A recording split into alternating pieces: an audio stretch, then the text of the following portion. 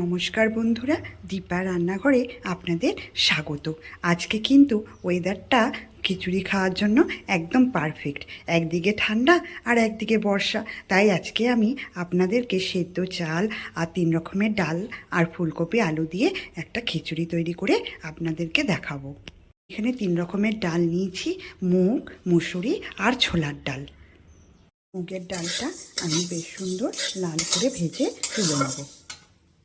গরম হয়ে গেছে, এবার আমি খিচুড়িতে দেওয়ার জন্য আলু আর ফুলকপিগুলো লাল করে ভেজে তুলে নেব।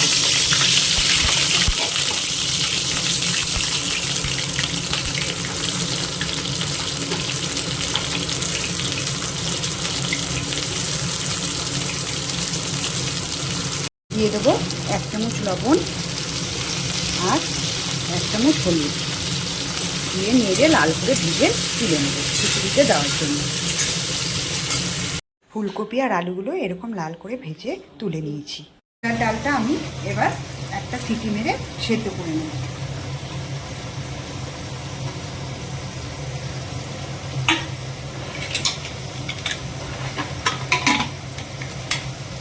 দেখুন, ছোলার ডালগুলো এইভাবে আমি সেদ্ধ করে নিয়েছি। দিয়ে দেবো জিরে ফোড়ন, 2 তেজপাতা, 2 শুকনো লঙ্কা, দিয়ে দেবো আদা লঙ্কা বাটা,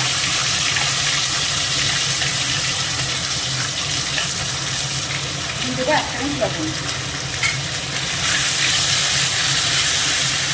চালটা ধুয়ে নিয়েছিলাম, এবার চালটা দিয়ে দেবো।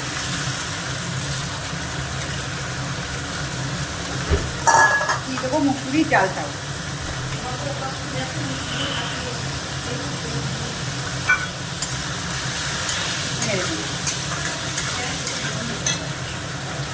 দিয়ে দেবো হলুদ 1 চামচ, ওই 2 চামচ মতন হলুদ দিয়ে দেবো। এখন দিয়ে আবার নেড়ে দেবো।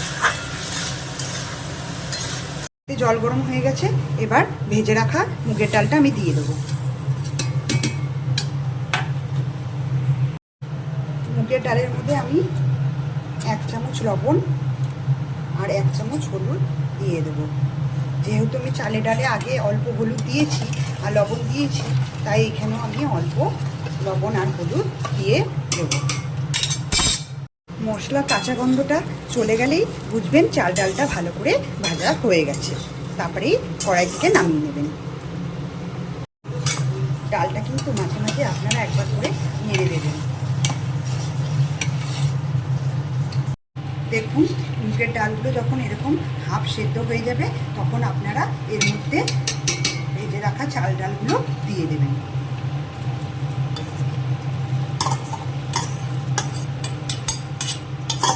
দিয়ে ভালো করে নেড়ে নেবেন।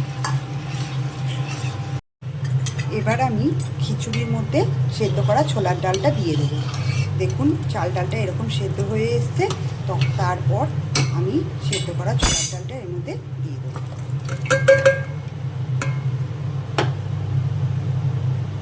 ছোলার ডালটা দেওয়ার পর আমি ভালো করে নেড়ে দেবো।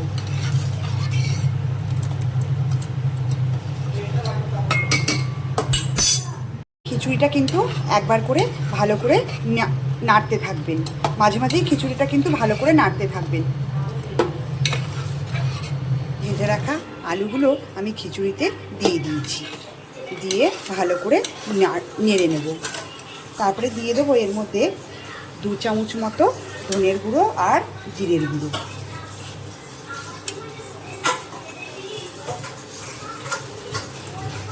দিয়ে ভালো করে নাড়িয়ে নেব। খিচুড়ি কিন্তু মাঝে মাঝেই নাড়াতে থাকবেন, নালে কিন্তু তলে লেগে যাবে। খিচুড়িটা আমার কিন্তু অনেকটাই হয়ে এসেছে। এবার আমি এর মধ্যে ভেজে রাখা ফুলকপিগুলো দিয়ে দেবো। আমি আগে থেকে ফুলকপিগুলো দিইনি, যাতে ফুলকপিগুলো ভেঙে না যায়, এই জন্য আমি আগে থেকে ফুলকপিগুলো খিচুড়ির মধ্যে দিইনি। আর এখানে কতগুলো টমেটো কুচি করে রেখেছি, সেগুলোও দিয়ে দেবো। দিয়ে আমি আবার ভালো করে নিয়ে খানিকক্ষণ ঢাকা দিয়ে রেখে দেবো।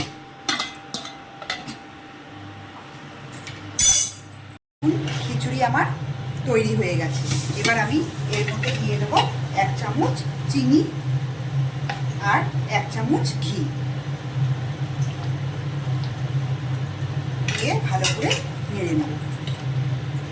তাহলেই আমার তৈরি হয়ে গেছে খিচুড়ি।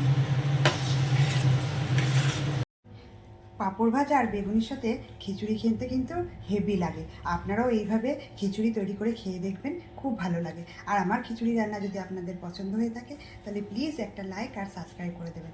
নমস্কার, অসংখ্য ধন্যবাদ।